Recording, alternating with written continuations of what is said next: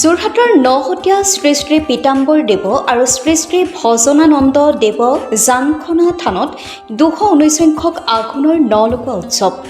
উত্তৰ পশ্চিম যোৰহাটৰ আঞ্চলিক মায়ামৰা বৈষ্ণৱ সমাজৰ সৌজন্যত যোৰহাটৰ নহতীয়া শ্ৰী শ্ৰী পীতাম্বৰ দেৱ আৰু শ্ৰী শ্ৰী ভজনানন্দ দেৱ জানখনা থানত ২১৯ সংখ্যক আঘোণৰ নলগোৱা উৎসৱ পালন।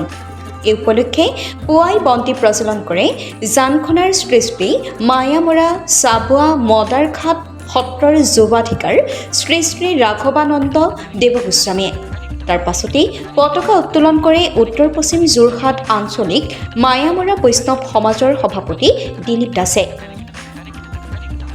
তাৰ পাছতেই বৰ আহোম গাঁৱৰ শ্ৰী শ্ৰী মায়ামৰা চাবুৱা মদাৰঘাট সত্ৰৰ সত্ৰাধিকাৰ সচিদানন্দ দেৱগোস্বামীয়ে উদ্বোধন কৰে গায়ন বায়ন প্ৰদৰ্শন কৰে উত্তৰ পশ্চিম যোৰহাট আঞ্চলিক মায়ামৰা ভক্তবৃন্দই।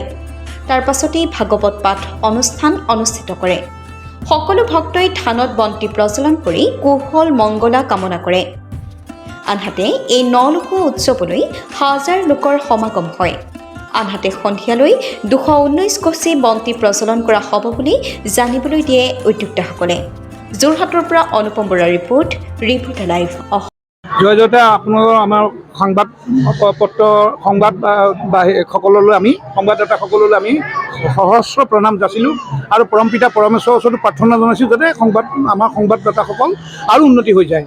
এতিয়া আমি আমাৰ এই উত্তৰ পশ্চিম যোৰহাট মায়ামৰা বৈষ্ণৱ সমাজৰ দ্বাৰা অনুষ্ঠিত আজি যি আমাৰ উৎসৱ নলগোৱা উৎসৱ দুদিনীয়া কাৰ্যসূচী কৰা হৈছে। যোৱাকালি আৰু আজি ১৪ আৰু ১৫ আঘোণত আমাৰ হৈছে। যোৱাকালি আমাৰ ৭টামান আমাৰ কাৰ্যসূচী আছিল। এই ৭টা কাৰ্য আমাৰ সুকলমে পাৰ হৈ গ'ল। আজিও আমাৰ অসমৰ বিভিন্ন প্ৰান্তৰ পৰা যিবিলাক গায়ন বায়ন গাই আহে এই সকলো গায়ন বায়নক আমি আদৰণি জনাইছোঁ আৰু এতিয়া মৃদঙীয়া সংস্কৃতিয়ে ৰাইজে ইয়াত তেওঁলোকৰ নটো লগাই আছে। মানে আমাৰ ইয়াত অৰ্থটো হ'ল আমাৰ এই ধানমুঠি বা মাহমুঠি বা কল এইখিনি নিজৰ ঘৰত যিখিনি বস্তু আছে আঘোণৰ প্ৰথম দেওবাৰটো আমাৰ বৰবেটিয়াই পালন কৰে আৰু দ্বিতীয় দেওবাৰটো আমি পালন কৰোঁ। কিন্তু এইবাৰ দুদিনত প্ৰথম দেওবাৰটো পৰাৰ কাৰণে তেওঁলোকৰ ছেকেণ্ড দেওবাৰটোলৈ আমি তৃতীয় দেওবাৰটো পাইছোঁ। গতিকে আমি তৃতীয় দেওবাৰটোত আজি ২১৯তম আমাৰ যিটো উৎসৱ শদিয়াৰ পৰা ধুবুৰীলৈ বিভিন্ন প্ৰান্তৰ মানুহ আহিছে। ইয়াত মায়ামৰা অমায়ামাৰ কথা নাই, আমি গোটেই অসমত জাতি ধৰ্ম নিৰ্বিশেষে ইয়াত আহে। ইয়াত এটা সাংঘাতিকভাৱে আমাৰ লোকবিশ্বাস আছে। বিশ্বাসেই নহয়, এইটো আমি নিজৰ পাইছোঁ। ইয়াত যদি আপুনি চাকি বন্তি দিয়া হয় বা আপুনি মনৰ অভীষ্ট বিচাৰে সেই অভীষ্ট অতি সোনকালে পোৱা বুলি সকলোৱে বিশ্বাস আৰু সকলোৱে পাইছে। সেয়েহে আমি ইয়াত আহি আমি সদায় আমাৰ মৰি যাওঁ বুলি আমাৰ যিটো ধৰ্ম গুৰুৰ আজ্ঞা অনুযায়ী আমি গুৰু সমাধিস্থলত আমি দিওঁ।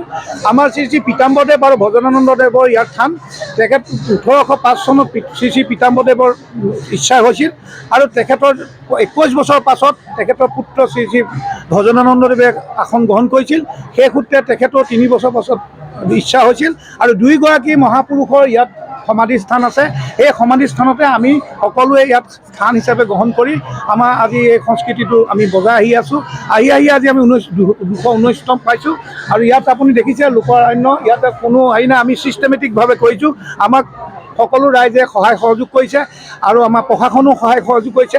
কিন্তু আপোনালোকৰ যোগেদি আমি এটা বিনম্ৰ অনুৰোধ কৰিব বিচাৰোঁ অসম চৰকাৰক, যাতে আমাৰ এই ৰাস্তাটো শংকৰী সংস্কৃতি এখন বৈষ্ণৱ ধৰ্মৰ যি আমিও এক অংশ, গতিকে আমাৰ এই অনুষ্ঠানভাগ জীয়াই থাকিবৰ কাৰণে এই ৰাস্তা পদূলি যিটো আমাৰ বাতাবৰণ সেই বাতাবৰণটো যাতে চৰকাৰে সোনকালে আমাক ভালকৈ দিয়ে তাৰ কাৰণে আমি চৰকাৰৰ ওচৰত আমি বিনম্ৰ অনুৰোধ কৰিছোঁ। আমি যিহেতু পিছপৰা মানুহ খেতিৰ লগত জড়িত, এই অনুষ্ঠানটো খেতিৰ লগত জড়িত। আমি সকলো সৰহসংখ্যক মানুহে খেতিয়ক, গতিকে খেতিয়কৰ উন্নতি হোৱাটো আমি বিচাৰিছোঁ। আৰু লগতে ভাৰতবৰ্ষৰ যিহেতু কৃষি প্ৰধান দেশ, গতিকে সেই কৃষি প্ৰধান দেশৰ কৃষকসকলৰ উন্নতি হোৱাটো আমি প্ৰাৰ্থনা কৰোঁ। আৰু এই একত্ৰিত হৈ আমি পৰমপিতা পৰমেশ্বৰৰ ওচৰত প্ৰাৰ্থনা কৰিছোঁ সমগ্ৰ বিশ্ববাসী, সমগ্ৰ অসমবাসী, সমগ্ৰ ভাৰতবাসী, সমগ্ৰ মায়ামৰা অমায়ামা অসমৰ বিশেষ সকলো জনজাতিয়ে যাতে উন্নতি হয়, মংগল হয় তাৰ ওচৰত প্ৰাৰ্থনা জনাইছোঁ আৰু আপোনালোকৰ শ্ৰীবৃদ্ধি কামনা কৰিছোঁ। Reporter live.